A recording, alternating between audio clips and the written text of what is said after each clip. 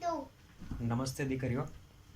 આજે આપણે ધોરણ 8 ગણિત વિષયની અંદર ચતુષ્કોણની સમજ એ પાઠનો અભ્યાસ કરવાનો છે. ભૂમિતિનો પાઠ છે. શેનો પાઠ છે? ભૂમિતિનો. પ્રકરણ આખું ભૂમિતિ ઉપર છે, માપન ઉપર છે, અને આકૃતિઓ આવશે ખાસ તો, અને ખૂણાઓ આવશે, બાજુઓ આવશે, એવું બધું ભૂમિતિમાં આવે.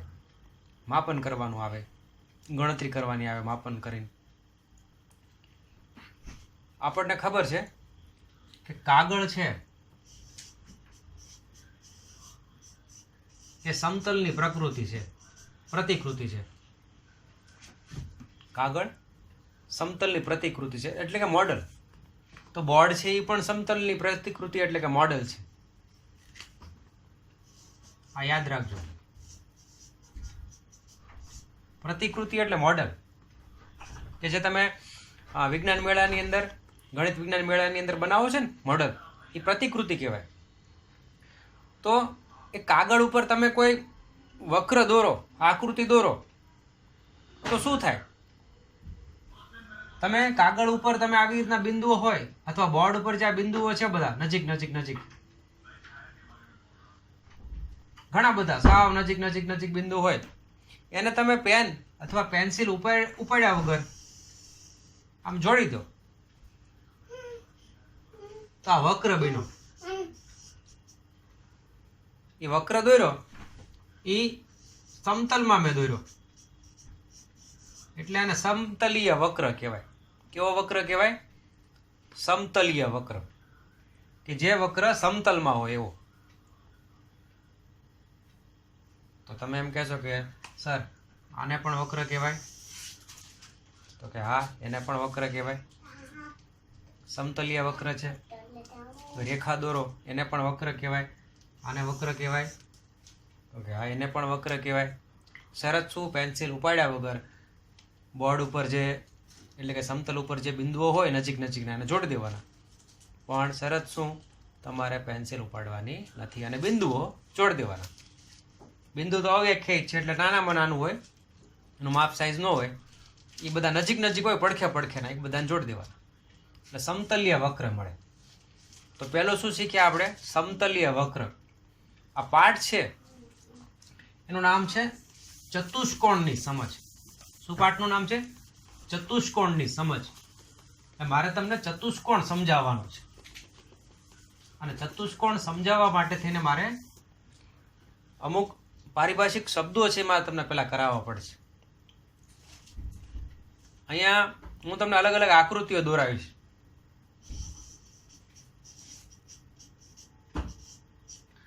અને એ વક્રનો પ્રકાર કેવો છે એ આપણે જોઈએ.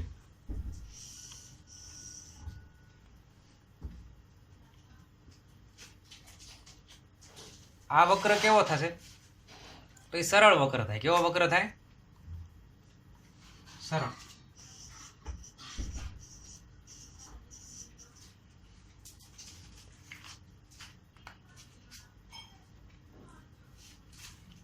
જે બંધ નથી. સરળ વક્ર જે બંધ નથી. ઓપ્શન જે છે એ હું જોતો જાઉં છું. જોડકા જોડવાના છે ને. પછી આ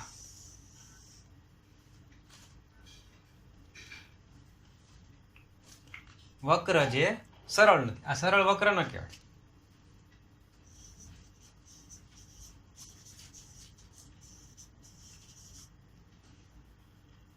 કેમ કે અહીંયા છેદી ગયો, જો એક જગ્યાએ ભેગા થયા ને બિંદુઓ.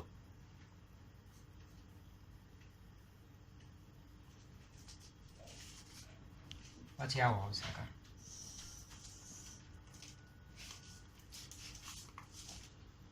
તો આ વક્ર છે ને બંધ વક્ર કહેવાય. સામાન્ય રીતે કહીએ ને, હવે હું ઓપ્શન જોઉં છું કે બંધ વક્ર અને કેવો? સરળ.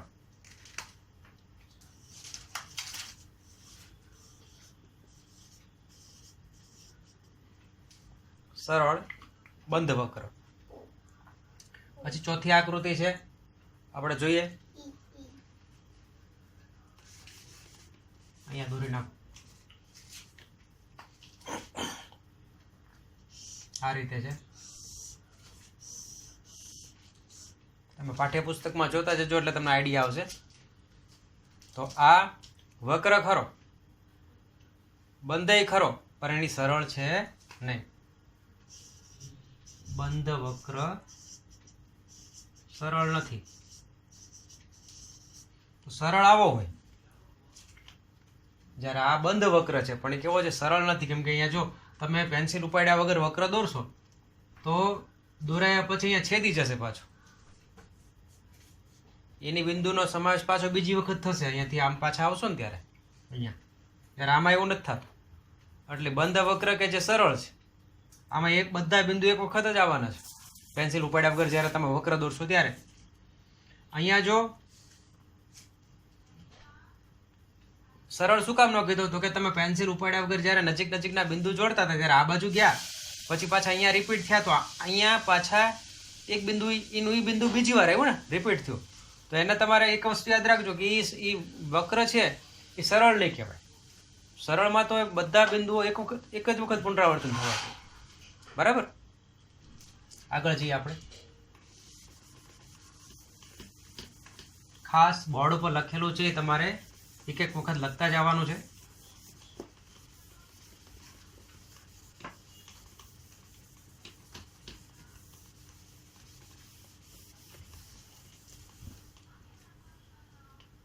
બહુકોણ.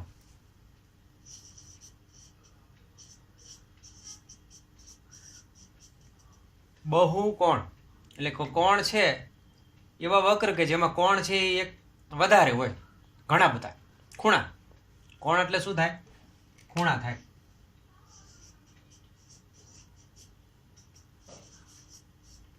જેને અંગ્રેજીમાં એંગલ કહેવાય. શું કહેવાય? એંગલ. હવે હું વક્ર દોરું છું થોડા ઘણા.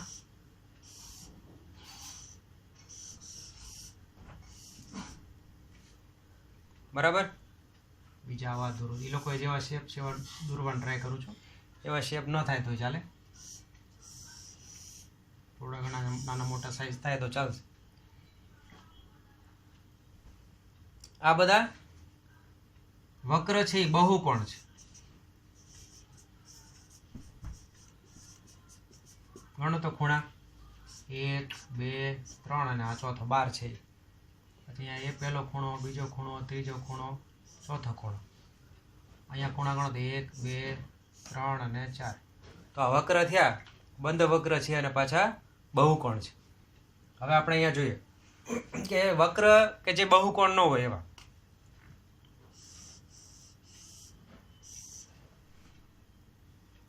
બહુકોણ નહીં કહેવાય, વક્ર છે. બહુકોણ નથી. ઉદાહરણ જોતા જઈએ ને એટલે તમને અંદાજ આવશે કે આમાં બહુકોણ કોને કહેવાય, બહુકોણ કોને ન કહેવાય. એ કાંઈ જોઈએ.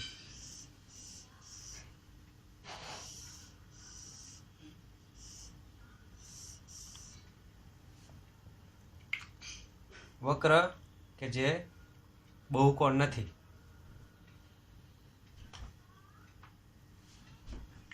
તો હવે બહુકોણ એટલે શું? તો કે ભાઈ ફક્ત રેખાખંડથી બને.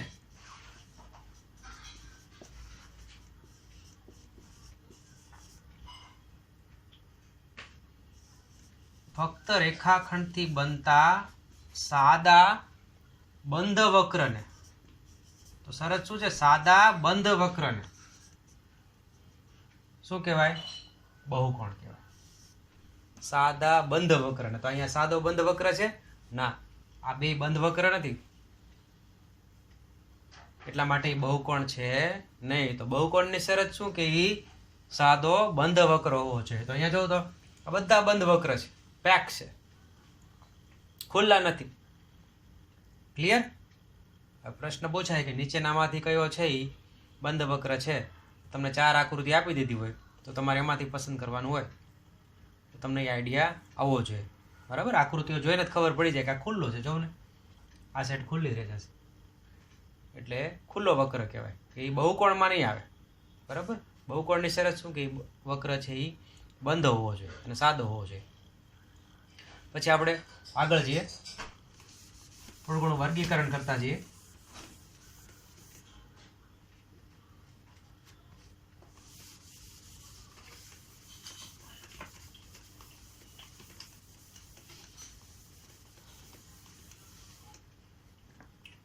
બહુકોણનું વર્ગીકરણ આપણે અત્યારે ખાસ તમને કહી દઉં, પ્રકરણ 3 છે એ પાના નંબર આપણે 37 ઉપર છીએ અત્યારે, પેજ નંબર 37. અને બહુકોણનું વર્ગીકરણ એવો આપણો મુદ્દો છે.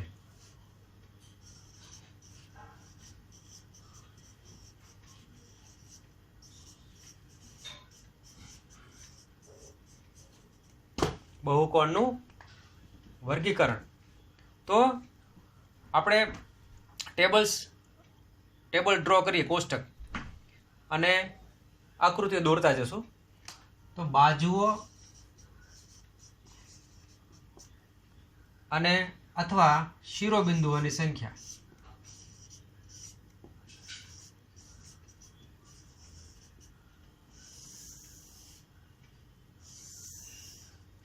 અને આ બાજુ વર્ગીકરણ, નામ. વર્ગીકરણ એટલે કે નામ આપી દેવાનું. અને આ બાજુ એની આકૃતિ દોરવાની છે. બરાબર, ક્લિયર? તો બાજુઓ 3 હોય તો શિરોબિંદુ 3 એમ. આખી વાત સમજજો કે બાજુ 3 તો શિરોબિંદુ 3 તો એના ખૂણાય 3. હાલો ને, તો ત્રિકોણ.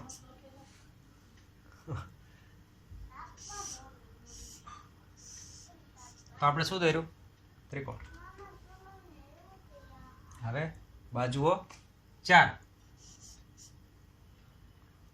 તો 4 કોણ એટલે કે ચતુષ્કોણ. ચતુષ્કોણ આવો થાય ને કે જેમાં કોણ કેટલા? 4. શિરોબિંદુ કેટલા? 4. ગણી લો. શિરોબિંદુ એટલે 1 2 3 4. શિર એટલે જે શિર ઉપરના હોય ને, માથા ઉપરના છેડાના બિંદુઓ. અહીંયા જો તો ત્રિકોણમાં 1 શિરોબિંદુ, આ 1, આ 2 અને 3. 3 શિરોબિંદુ અને બાજુ કેટલી? 3. જો આ પહેલી બાજુ, બીજી બાજુ અને ત્રીજી બાજુ. 3 બાજુ થઈ. આમાં કેટલી બાજુ? ચતુષ્કોણમાં 1 બાજુ, 2 બાજુ, 3 બાજુ, 4 બાજુ. અને શિરોબિંદુ કેટલા? 4. પછી બાજુ હોય 5, શિરોબિંદુ હોય 5. તો પંચકોણ કહેવાય કે જેમાં 5 ખૂણા આવશે, 5 બાજુ આવશે અને 5 શિરોબિંદુ આવશે. દોરીએ આપણે.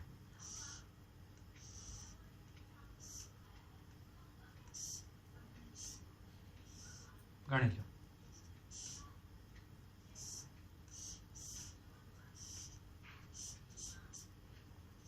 1 2 3 4 5. કેટલા શિરોબિંદુ? 5. બાજુ કેટલી? 1 2 3 4 અને 5. આકૃતિ દોરેલી જ છે પાઠ્યપુસ્તકમાં, એમાંથી જોઈને દોરજો. બરાબર. અહીંયા કદાચ નાની મોટી થતી હોય, દેખાતું ન હોય તો તમારે વિડીયોની અંદર પણ હું ટેક્સ્ટબુકનો ભાગ છે બાજુમાં રાખી જ મૂકવાનો છે, એટલે કદાચ કોકને અક્ષર નાના પડતા હોય તો એ પ્રોબ્લેમ પણ સોલ્વ થઈ જાય. બરાબર. આગળ જઈએ આપણે. આમાં જ આગળ જવાનું છે.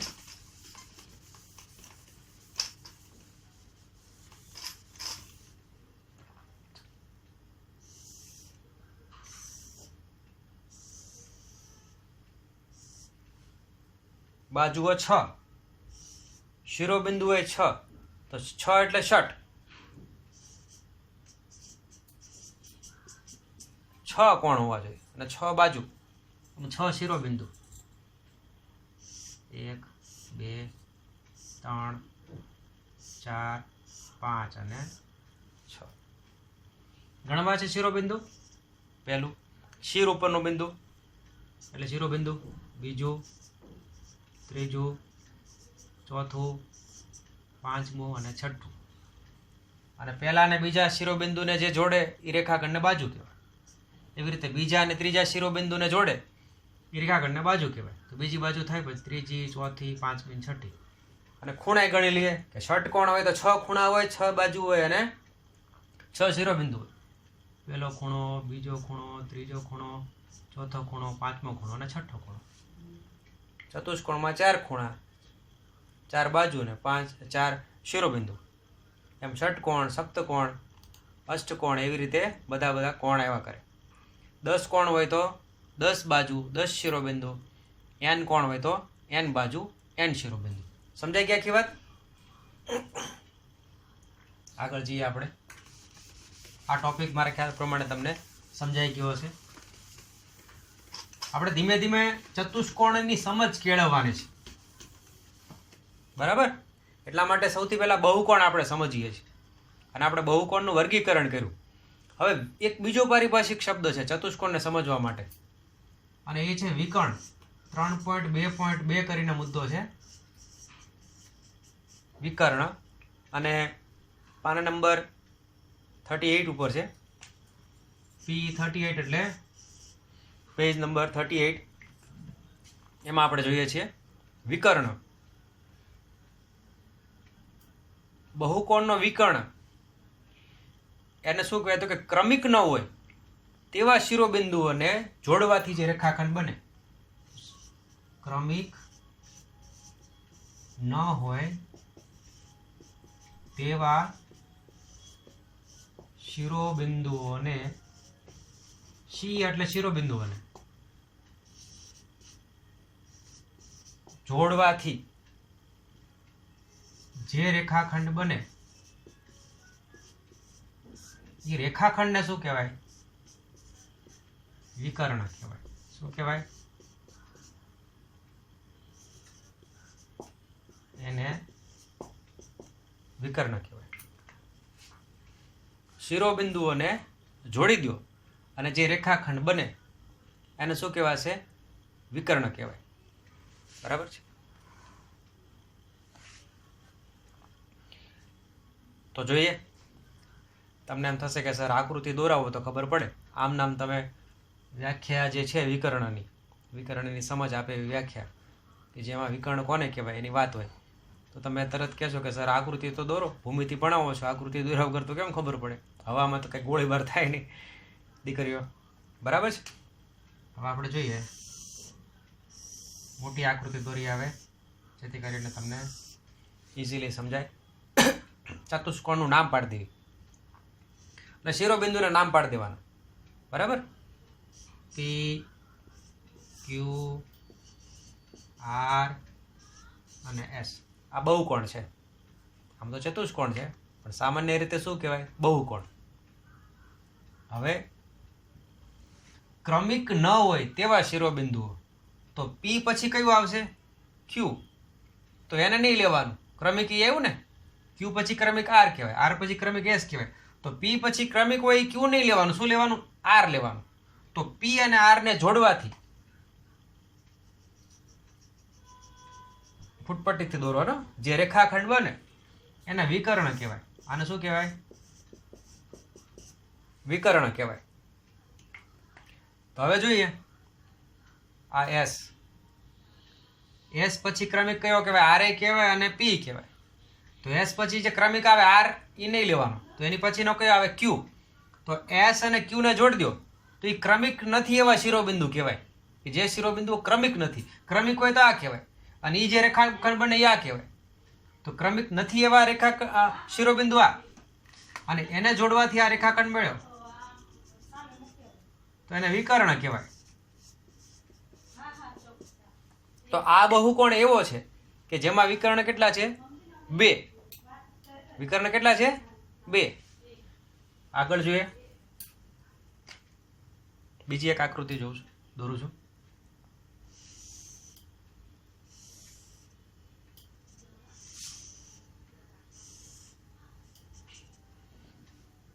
આનું નામ પાડી દઈએ KLMN. આ બહુકોણ છે KLMN બહુકોણ નામ પાડ્યું ને, એટલે શિરોબિંદુને નામ આપી દેવાના. હવે તમને એમ થતું હશે કે આમાં 4 શિરોબિંદુ છે અને 4 બાજુ છે. ગણીએ 4 બાજુ છે કે નહીં? 4 શિરોબિંદુ ગણી લઈએ. આ પહેલું, બીજું, ત્રીજું, ચોથું. 4 શિરોબિંદુ, 4 બાજુ ગણી લઈએ. પહેલી બાજુ, બીજી બાજુ, ત્રીજી બાજુ, ચોથી બાજુ. KLMN અને NK 4 બાજુથી. હવે વિકર્ણ ગણવા હોય તો કેમ ગણવાના? તો આ શિરોબિંદુ પકડીએ, પછી એનું ક્રમિક કયું કહેવાય? L કહેવાય. તો એ નહીં લેવાનું. તો આવ્યું કયું? M. તો L અને K ને M ને જોડી દઉં તો આ પહેલો વિકર્ણ મળ્યો. બરાબર. હવે બીજો વિકર્ણ L લ્યો, L બિંદુ લ્યો, શિરોબિંદુ. એની પછી ક્રમિક કયું આવે? આગળ જતા ગતિ કરતા ક્રમિક આવે એમ, એ નહીં લેવાનું. એની પછીનું કયું આવે ક્રમિકમાં આગળ જાવ એમ રોડ ઉપર? કે પછી L પછી એમ નહીં લેવાનું, ક્રમિક આવ્યું એટલે. એની પછીનું લઈ લેવાનું એટલે N. તો L અને N ને જોડી દો. બરાબર.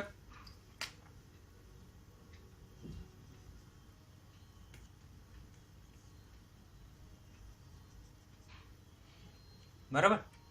તો L અને N ને જોડ્યો એટલે બીજો વિકર્ણ મળ્યો કે જે બે ક્રમિક ન હોય એવા શિરોબિંદુને જોડવાથી મળતો રેખાખંડ થયો.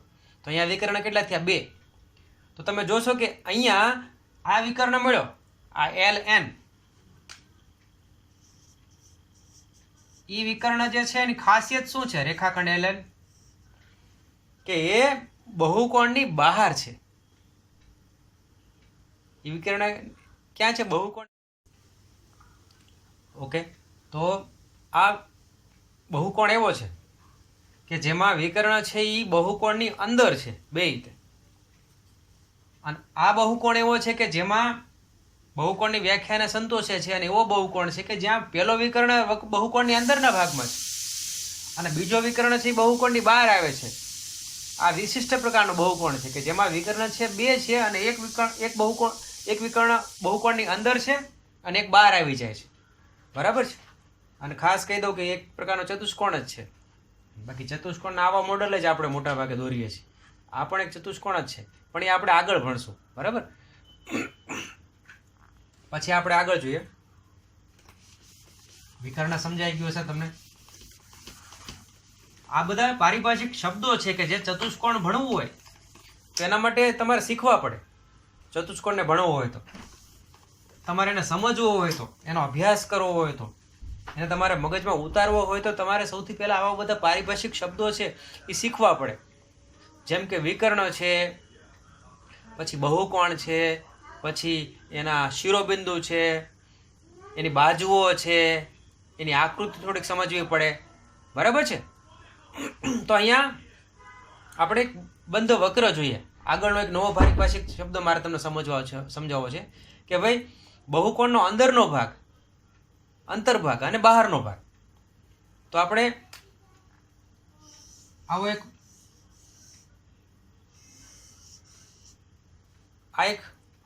વક્ર છે, બંધ વક્ર.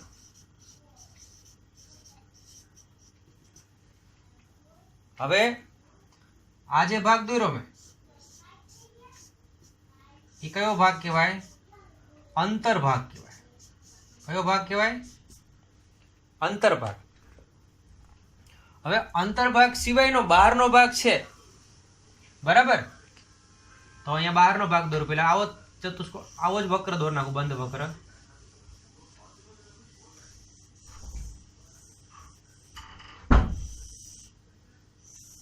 એ સિવાયનો આ અંતર્ભાગ છે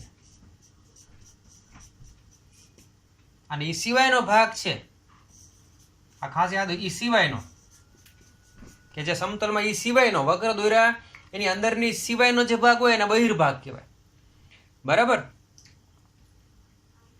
તો આ જે છે, આ જે દોરી, આ એ મેં બાઉન્ડ્રી દોરી. શું દોરી? બાઉન્ડ્રી. એને સીમા કહેવાય કે એની બહાર છે એ બહિર્ભાગ કહેવાય, અને સીમાની અંદર છે એ વક્રનો ભાગ કહેવાય, અંદરનો ભાગ. બરાબર છે. તો એ પણ ક્લિયર થઈ ગયું તમને.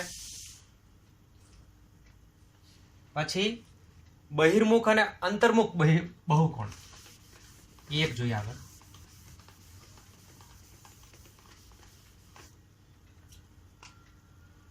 બહિર્મુખ અને અંતર્મુખ બહુકોણ.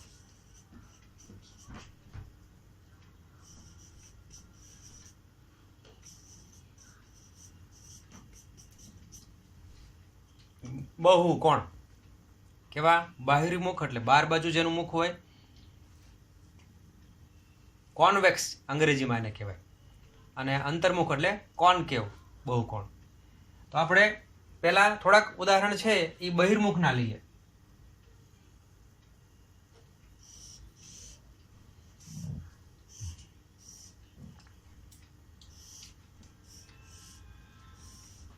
આ ચતુષ્કોણ છે, આ પંચકોણ છે, પછી ચોરસ લઈએ, પછી લંબચોરસ લઈએ. બરાબર, હું લખી નાખું પંચકોણ, પછી ચતુષ્કોણ, પછી આ ચોરસ, આ લંબચોરસ. આ બધા કયા છે? બહિર્મુખ છે. જો હું તમને નામ પહેલાથી કહી દઉં છું, ચતુષ્કોણના બધા નામ. બહિર્મુખ ચતુષ્કોણ, આ બધા બહિર્મુખ ચતુષ્કોણ છે. બરાબર. હવે થોડાક અંતર્મુખ ચતુષ્કોણ જોઈએ, સોરી બહુકોણ. અંતર્મુખ બહુકોણ.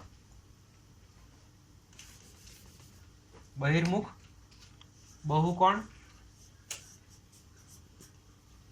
બહુકોણ એટલે કે ભાઈ આપણને ખ્યાલ છે કે એના ઘણા બધા કોણ હોય, ઘણી બધી બાજુ હોય, ઘણા બધા શિરોબિંદુ હોય, અને એવો વક્ર હોય.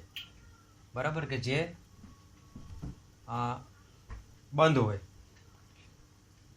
એને શું કહેવાય? બહુકોણ હોય કહેવાય. હવે આ બહિર્મુખ બહુકોણ. હવે આપણે અંતર્મુખ બહુકોણ છીએ.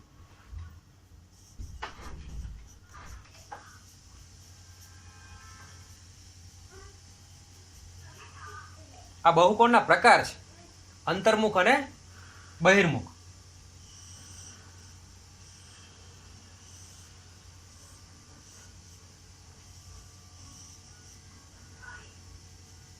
તો આ અંતર્મુખ બહુકોણ છે. તો બીજું એક ઉદાહરણ આપો,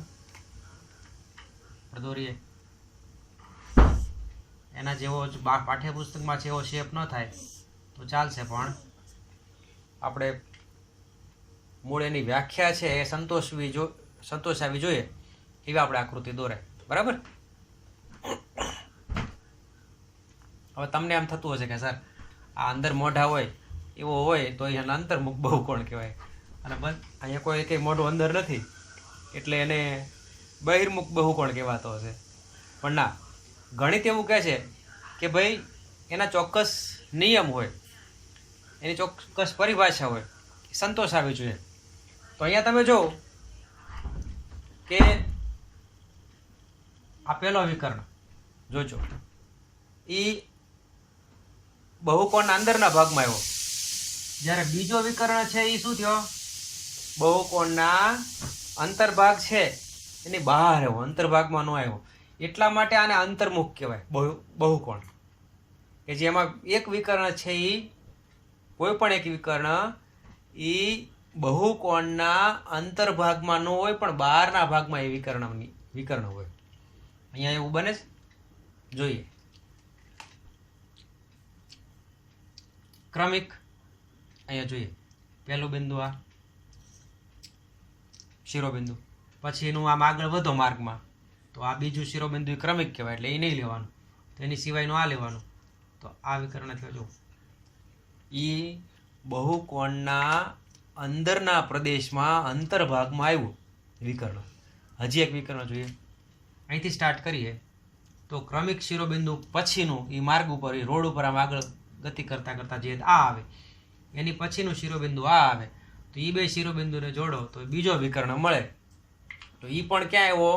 એ અંદરના પ્રદેશમાં આવ્યો બહુકોણના. કોઈ પ્રોબ્લેમ, વાંધો નથી.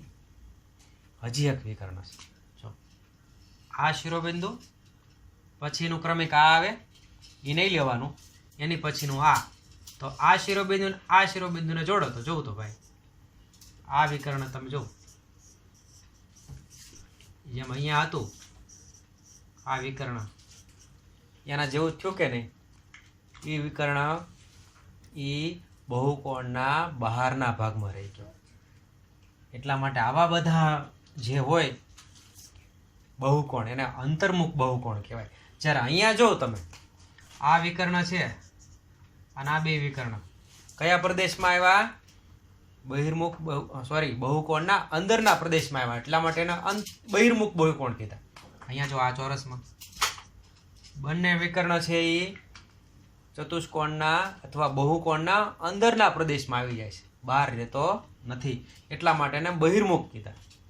તો અહીંયા તમે અંતર્મુખ બહુકોણ કોને કહેવાય અને બહિર્મુખ બહુકોણ કોને કહેવાય એ તમારા મગજમાં એની વ્યાખ્યા જે છે સમજ એ ક્લિયર થઈ ગઈ હશે. બરાબર છે? તો હવે આપણે આગળ જોઈએ. ટેક્સ્ટબુકની અંદર આપણે અત્યારે ખાસ તમને કહેતા જાઓ કે ટેક્સ્ટબુક સાથે રાખજો, જેથી કરીને તમને વધારે ખ્યાલ આવે કે આપણે ક્યાં ભણાવીએ છીએ. પાના નંબર 39 ઉપર આખી મેટર છે, પેજ નંબર 39 ઉપર તમે વ્યવસ્થિત જોજો. બહિર્મુખ એટલે કોન્વેક્સ અને અંતર્મુખ એટલે કોનકેવ. એ અંગ્રેજીમાં તમારે આગળ 11-12ની અંદર અને કોલેજમાં સાયન્સ લ્યો તો અંગ્રેજીમાં થોડું ઘણું ભણવાનું આવે. લેંગ્વેજ છે એ મીડિયમ જે છે એ કોલેજની અંદર તમે સાયન્સ લ્યો તો પછી ઇંગ્લિશ મીડિયમમાં આવે ભણવાનું. ડૉક્ટર કે એન્જિનિયરનું ભણવાનું હોય તો ત્યારે આવા બધા શબ્દોથી પરિચિત થવાનું. કોનકેવ અને કોન્વેક્સ. બરાબર. હવે એક બીજો મુદ્દો છે.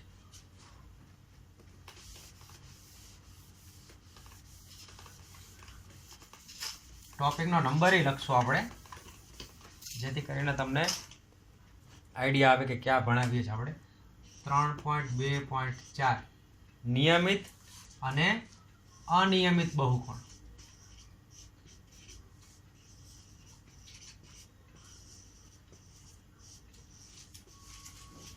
બહુકોણ જ ભણીએ છીએ આપણે. બરાબર. પછી મારે તમને ચતુષ્કોણ ઉપર લઈ જવા છે. ચતુષ્કોણ મારે તમને સમજાવવાનો છે, તો સમજાવતા પહેલા મારે તમને બહુકોણ સમજાવવો પડે. બરાબર છે? આ એવી વસ્તુ છે કે તમને થોડી બધી ફ્રેમ બાંધવી પડે. ચિત્ર દોરવું હોય તો તમારે શું કરવું પડે? સૌથી પહેલાં પેન લેવી પડે, પેન્સિલ લેવી પડે, પેન્સિલને અણી કાઢવી પડે, પછી પેપર ચોખ્ખું લેવું પડે, પછી ફરતે ફરતે લીટી પાડવી પડે. બરાબર છે? પછી કુદરતી દ્રશ્ય દોરતા હોય તો આજુબાજુનું પહેલાં ક્લિયર કરવું પડે, પછી મૂળ ચિત્ર તરફ જાઓ તમે, પછી ધીમે ધીમે ધીમે તમને આકાર ક્લિયર થાય કે આ દોરે છે. તો એમ પણ મારે તમને શું કરવું પડે? ચતુષ્કોણ સમજાવતા પહેલાં અમુક પારિભાષિક શબ્દો જે છે, જેમ મેં વિકર્ણ ભણાવ્યું તમને, પછી અંતર્મુખ બહુકોણ બહિર્મુખ બહુકોણ કોને કહેવાય એ મેં તમને સમજાવું, જેથી કરીને તમને જ્યારે ચતુષ્કોણ ભણવાનું આવે ત્યારે તમને સરળતાથી સમજાઈ જાય. ગણિતમાં એવું જ થશે કે તમને મૂળ ભણાવતા પહેલાં તમને પહેલાં બેઝ તૈયાર કરવો પડે, ફ્રેમ બાંધવી પડે. ચિત્ર તમે કાગળ ઉપર ગમે તેમ દોરી નાખો તો ફ્રેમ દોર્યા વગર, એકમ કસોટીનું પેપર છે એ તમે હાસ્યો પાડ્યા વગર, લીટી પાડ્યા વગર લખવા લાગો તો શિક્ષકને જોવું જ ન ગમે. પ્રશ્ન 1 ક્યાંથી ચાલુ થતો હોય, પ્રશ્ન 2 ક્યાંથી ચાલુ થતો હોય, જવાબ ક્યાંથી ચાલુ થતો હોય, કાંઈ આઈડિયા આવે નહીં, જોવું ન ગમે. ચિત્ર ફ્રેમ પાડેલી હોય તો કેવું સરસ રીતે જોવાની મજા આવે, હાસ્યો પાડ્યો હોય તો કેવું સરસ રીતે પેપર ચેક કરવાની મજા આવે, ટીચરને માર્કય સારા આપે. એમ અહીંયા પણ ગણિતની અંદર પણ એવું છે. આપણે અહીંયા નિયમિત બહુકોણ અને અનિયમિત બહુકોણ છે એના વિશે ચર્ચા કરીએ છીએ. નિયમિત બહુકોણ એટલે એવો કે જે બહુકોણ સમબાજુ અને સમકોણીય હોય. બાજુય સરખા અને ખૂણાય સરખા, સમ એટલે સરખા, એવા બહુકોણને નિયમિત બહુકોણ કહેવાય. કેવું બહુકોણ કહેવાય? નિયમિત.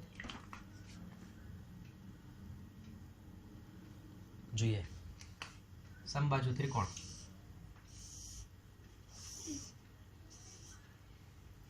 કેટલા શિરોબિંદુ? 3. બાજુએ કેટલી હોય ત્રિકોણમાં? 1, 2 અને 3. હવે આ 3 લીટી કરે ને આમાં ઉપર બાજુ પર આમ આડી લીટી કરીને એવું બતાવે છે કે ત્રણેય બાજુ સરખી છે, એટલે આ સમબાજુ થયું. પછી આ જે ખૂણા છે ને એમાં ડબલ વખત આમ લીટો કરે ને એટલે સમજવાનું ત્રણેય વખત કર્યો હોય તો એ ત્રણેય ખૂણા કેવા છે? સરખા છે, એટલે સમકોણીય થયું. સમબાજુય થયું અને સમકોણીય થયું. એવો બહુકોણ છે કે જે સમબાજુય છે અને સમકોણીય છે, એટલે એને કેવો કહેવાય? નિયમિત બહુકોણ કહેવાય. કેવો બહુકોણ કહેવાય? નિયમિત. તો આ ત્રિકોણ છે એ પહેલા કહી દો. તો ત્રિકોણ છે એના માટે શું ખબર પડી કે નિયમિત બહુકોણ છે એવી ખબર પડી. ચોરસ જોઈએ. આમ તો હું એમ કહું કે આવો બહુકોણ જોઈએ, ચોરસ નામ નથી પાડવું. આવો એક બહુકોણ જોઈએ કે જેના કેટલા શિરોબિંદુ હોય? 1 2 3 4. 4 શિરોબિંદુ છે એટલે એને ચતુષ્કોણ કહેવાય. ખૂણા કેટલા? 4. 1 2 3 4. ચારેય ખૂણા કેવા? સમાન, એટલે સમકોણીય.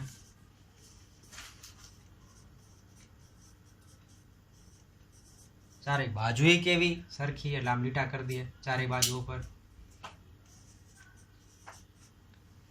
તો સમબાજુય થયો, સમકોણીય થયો, એટલે એને કેવો કહેવાશે? નિયમિત કહેવાશે.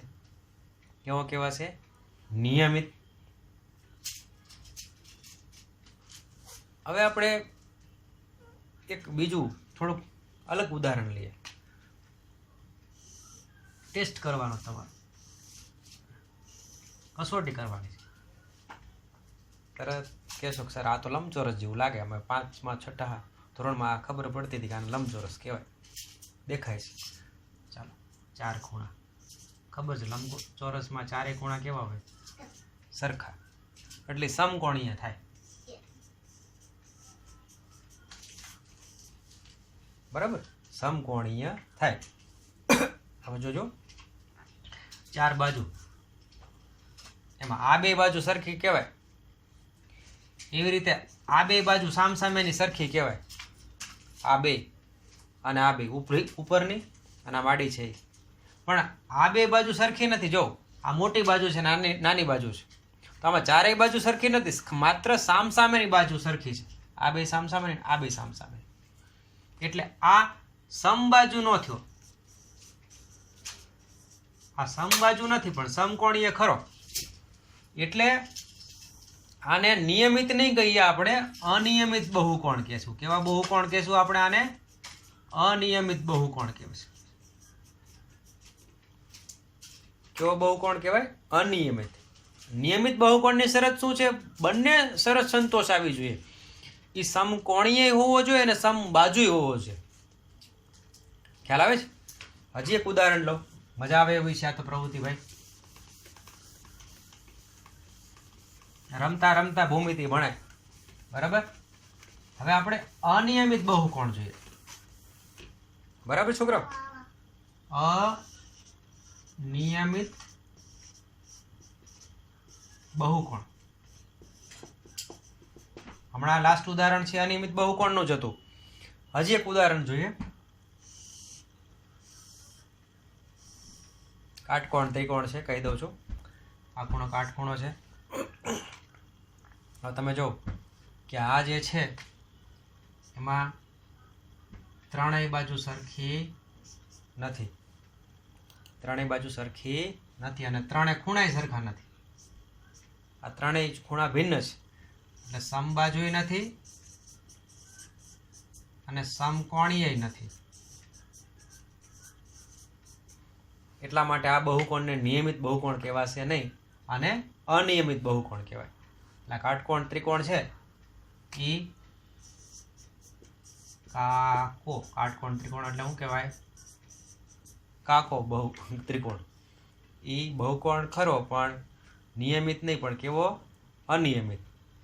અનિયમિતની શરત છે એ સંતોષે છે, નિયમિતની શરત છે એ સંતોષતું નથી.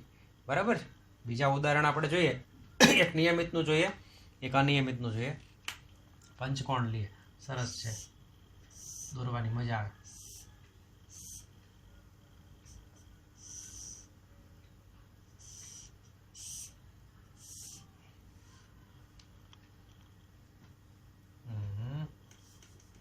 પાંચે બાજુ હરખી થવી જોઈએ, જ ન દોરવું પડે. ચાલો હવે પાંચે હરખી લાગે છે, બરાબર. તો આ પંચકોણ છે. ચાલો આ બહુકોણ, પહેલી, બીજી, ત્રીજી, ચોથું અને પાંચમો શિરોબિંદુ. 5 શિરોબિંદુ, 5 ખૂણા જોઈએ. પહેલો ખૂણો, બીજો ખૂણો, ત્રીજો ખૂણો, ચોથો ખૂણો અને 5 ખૂણો. પાંચે 5 ખૂણા કેવા સરખા છે એટલે સમકોણીય થયું. સમકોણીય થયું. સમબાજુ, હા, પહેલી, બીજી, ત્રીજી, ચોથી, પાંચેય બાજુ એટલે પાંચમી. પાંચે 5 બાજુ સમબાજુ છે. બે શરતનું સમાધાન થાય એટલે સમબાજુ છે અને સમકોણીય છે. એટલે આને કેવો કહેવાય? બહુકોણ. નિયમિત બહુકોણ કહેવાય. કેવો બહુકોણ કહેવાય? નિયમિત કહેવાશે. એવી રીતે બીજા ઘણા બધા ઉદાહરણ મળી શકે આપણને, પાઠ્યપુસ્તકની અંદર આપેલા છે, બરાબર. અને એ બધા આપણે ઉદાહરણ તમારે જોતા જવાના અને ખાસ એ ક્લિયર કરવાના છે આપણે. હવે આપણે સ્વાધ્યાય 3.1 ઉપર જઈએ. થોડા ઘણા ઉદાહરણ છે એ આપણે ક્લિયર કરીએ. દાખલા જે છે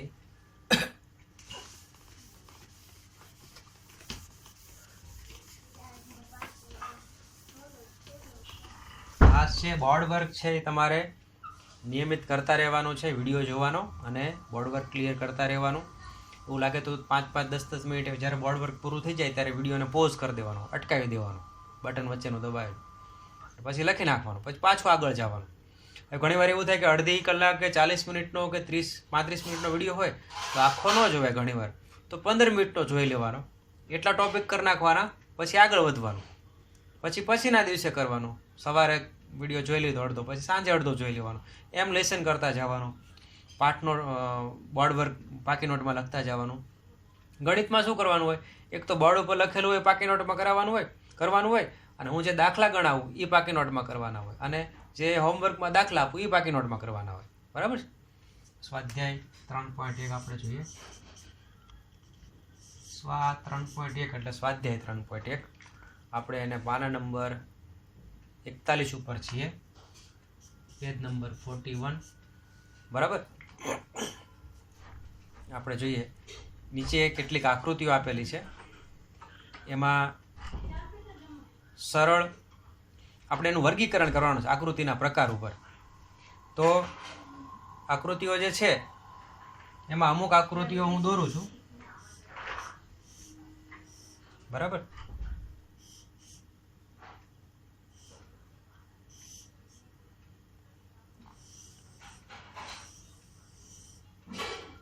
આવી રીતે આકૃતિઓ આપેલી છે, ફટાફટ દોરી નાખું.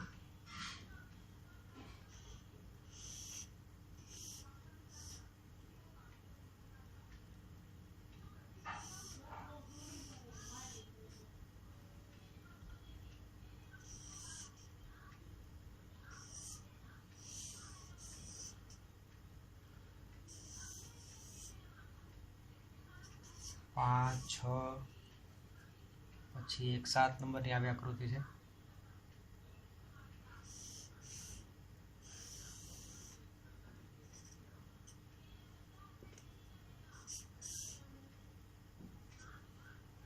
અને 8 નંબરની એક આવી આકૃતિ છે.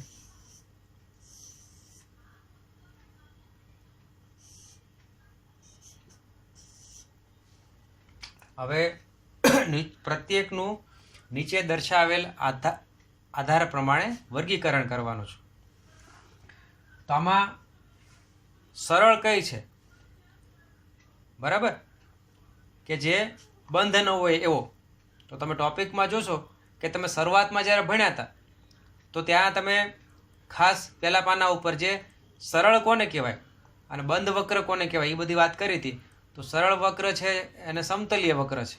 પછી સરળ વક્ર ભણ્યા હતા, પછી બંધ વક્ર ભણ્યા હતા, અને વક્ર જે સરળ નથી એવું ભણ્યા હતા, પછી કે બહુકોણ નથી એવું ભણ્યા હતા. એ બધા સ્ટેટમેન્ટ છે અહીંયા આપેલા છે અને એ તમારે સંતોષતા હોય એવા તમારે આકૃતિઓ ગોતી કાઢવાની છે, બરાબર.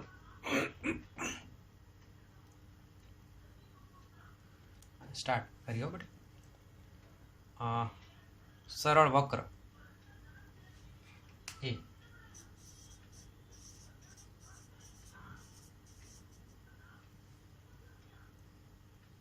પહેલી, બીજી, પછી ત્રીજી, ચોથી નહીં આવે, પાંચમી, છઠ્ઠી, સાતમી, બરાબર, અને આઠમી સરળ વક્રમાં નહીં આવે. કેમ કે જ્યારે વક્ર દોરશો ત્યારે આટલો દોરાઈ ગયા પછી પાછું આ બિંદુ અહીંયા રિપીટ થશે.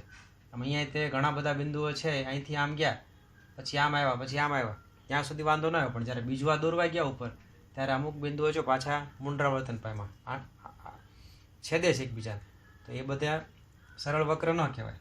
બરાબર, આ કહેવાય જો સરળ. બંધ કરી દેવાનો વક્ર, ખુલ્લો નહીં રાખવાનો. બરાબર, પછી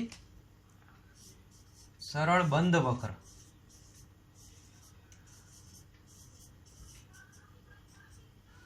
તો સરળ બંધ વક્ર કયા કયા થશે? એક,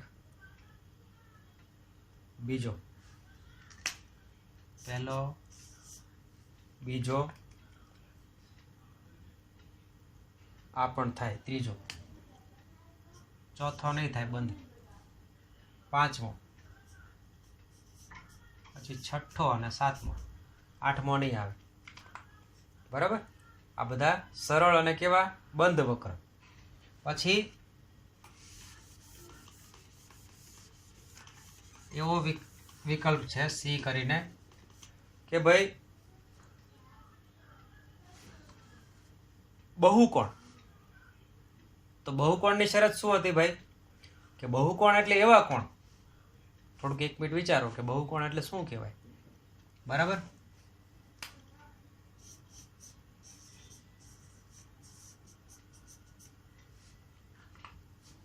બહુકોણની શરત શું હતી? ફરીથી એક વખત એવું લાગે તો પાના નંબર ઉપર જઈ લઈએ. અને બહુકોણ છે સમબાજુ અને સમકોણીય. એ કયા કોના માટે? નિયમિત માટે. પછી બહુકોણ છે એના પ્રકાર અંતર્મુખ બહિકોણ અને બહિર્મુખ બહુકોણ. એ પછી એની પહેલા આપણે ભણ્યા હતા કે બહુકોણ છે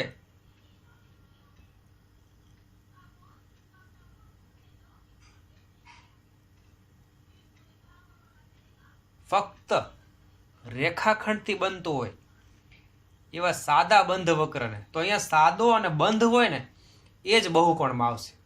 અને રેખાખંડથી બનતો હોય. થોડુંક વિચાર્યા કરવાનું, આમ નામ નહીં.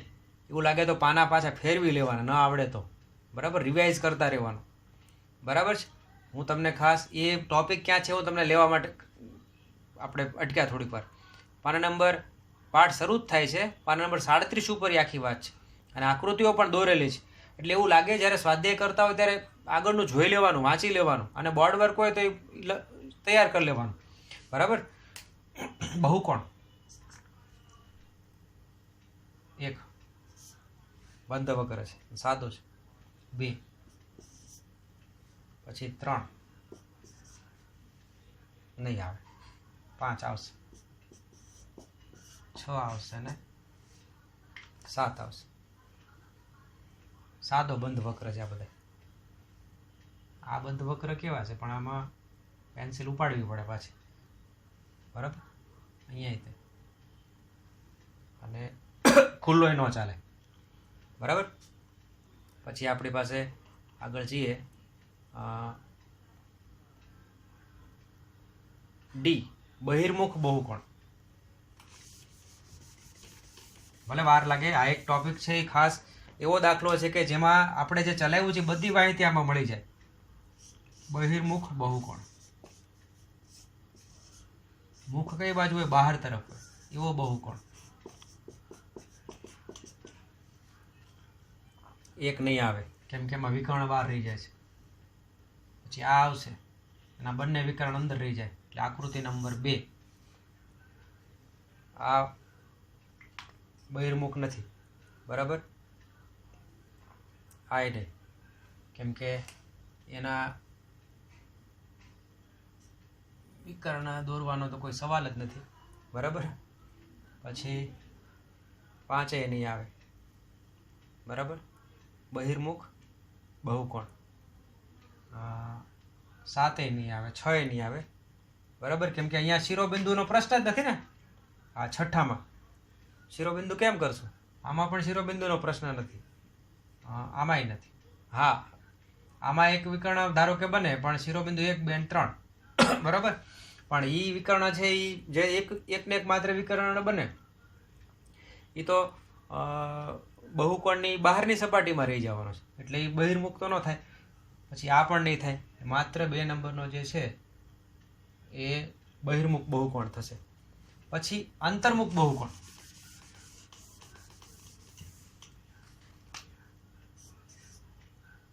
ઈ નંબરનો મુદ્દો છે, અંતર્મુખ બહુકોણ.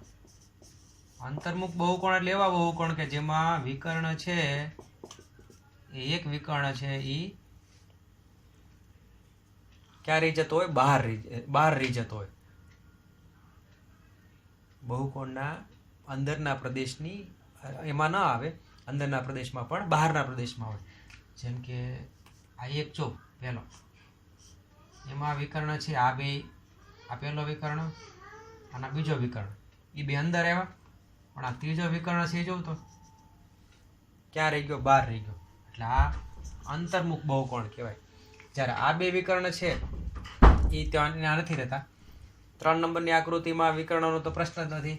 4 નંબર છે એમાં બે વિકર્ણ એને અંતર્મુખમાં લઈ શકીએ. ધારો કે આ રીતે ગણીએ, 1 આ રીતે, તો આ વિકર્ણ બને. પછી આ બે છે શિરોબિંદુ સિવાયના, આ બે રે. પછી આ બે વિકર્ણ, આ વિકર્ણ, આ વિકર્ણ, આ વિકર્ણ, તો એ કેવો થશે? અંતર્મુખમાં આવશે. ક્યાં આવશે? અંતર્મુખમાં. તમે જોશો કે આકૃતિની અંદર આ બે શિરોબિંદુ છે, એની પછીનું શિરોબિંદુ આવે તો એ જોડી દો તો તમને 12 વિકર્ણ મળશે, એટલે એ અંતર્મુખ થશે. બરાબર. એવી રીતે 5, 6માં તો પ્રશ્ન નથી અંતર્મુખ છે કે બહિર્મુખ, કેમ કે આકૃતિમાં વિકર્ણ બને એમ નથી 6 નંબરમાં. કેમ કે એમાં વિકર્ણની શરત શું છે કે ભાઈ પાસે ના હોય એવા ક્રમિક શિરોબિંદુઓને જોડી દેવાના. બરાબર. એકની પછીનું બીજું નહીં લેવાનું, એની પછીનું જે શિરોબિંદુ હોય આવતા ક્રમે એ બે જોડી દેવાના. તો જે વિકર્ણ બને એ વિકર્ણ લેવાના છે. તો અહીંયા તમે જો આ એક વિકર્ણ થાય એ ક્યાં આવી ગયો? બહુકોણના બહારના પ્રદેશમાં આવ્યો, એટલે એ અંતર્મુખ બહુકોણ કહેવાય. બરાબર. 8 નંબરમાં એ પ્રશ્ન છે નહીં. પછી આપણે એ પ્રશ્ન સોલ્વ થઈ ગયો. A, B, C, D અને E 5 પ્રશ્ન હતા. એમાં આપણે આકૃતિના નંબર લખવાના હતા, એ આપણે લખી નાખ્યા. બરાબર. હવે આપણે આગળ જઈએ અને નીચે દર્શાવેલ પ્રત્યેકને કેટલા વિકર્ણ છે તે જણાવો. પ્રશ્ન 2. વિકર્ણ કેટલા છે એવો પ્રશ્ન પૂછે છે. વિકર્ણ કેટલા છે જણાવવાનું છે. તો બહિર્મુખ ચતુષ્કોણ,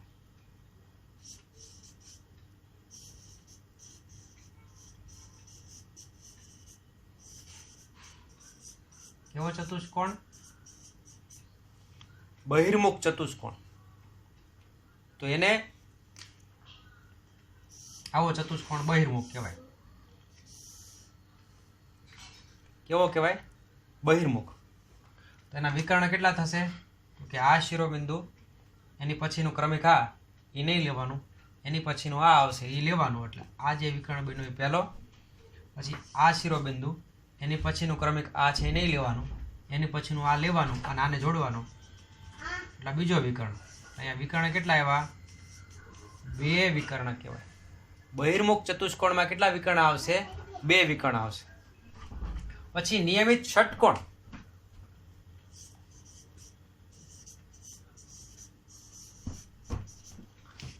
નિયમિત ષટકોણ. હવે નિયમિત ષટકોણ, નિયમિતની બહુકોણ છે. નિયમિત બહુકોણની શરત શું છે કે ભાઈ બાજુઓ સરખી હોય અને ખૂણા કેવા હોય? સરખા હોય, સમકોણીય હોય અને સમબાજુ હોય. એવો નિયમિત બહુકોણ છે, નિયમિત કહેવાય. ને એમાં પાછો ષટકોણ લેવાનો છે. બરાબર. એમાં વિકર્ણ કેટલા એમ પૂછે છે અને નિયમિત છે, એટલે આપણે પહેલાં તો ષટકોણ દોરીએ.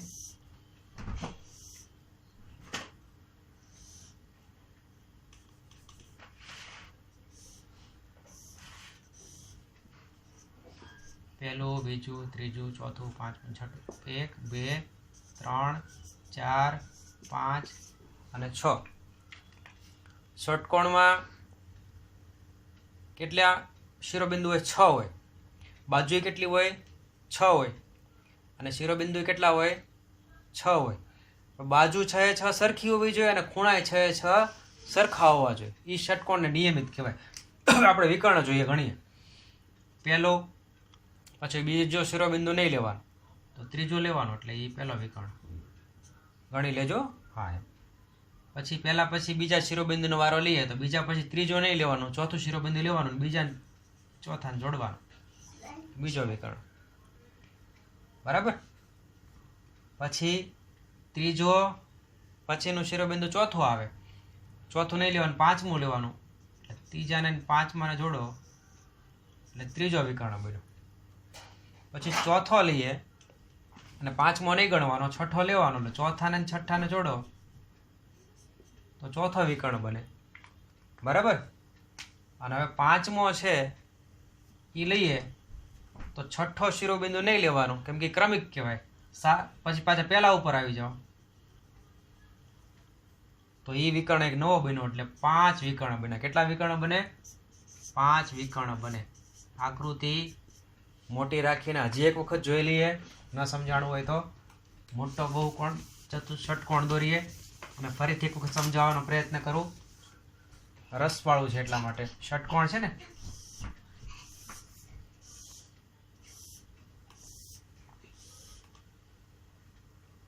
આ પહેલો વિકર્ણ. બરાબર. પછી આ બીજો, પછી આ ત્રીજો, પછી આ ચોથો અને આ બન્યો એ પાંચમો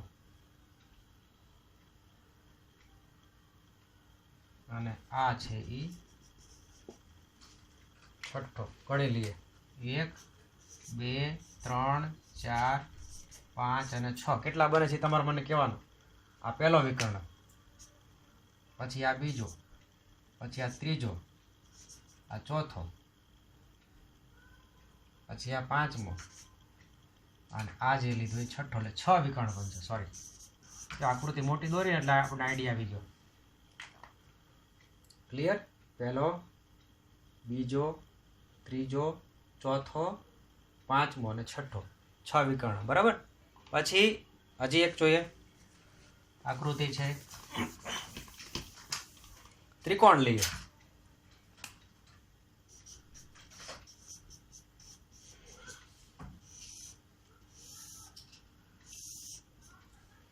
બરાબર છે. તો ત્રિકોણની અંદર છે એ